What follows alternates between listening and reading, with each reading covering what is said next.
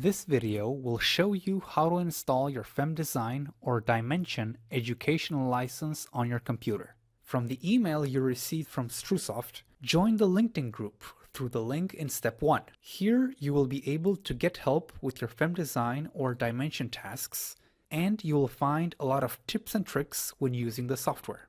Next, follow the link in step 2 and install the StruSoft installer on your computer by following the wizard. It is the StruSoft installer app where you will download and install the FemDesign and Dimension packages from, under their respective tabs. Copy the full activation code from step 3 and paste it in the Licensing and Settings tab in Activate License. Click OK and your computer will receive a certified license. You can find a lot of useful material and tutorials on our YouTube channel, so make sure to subscribe.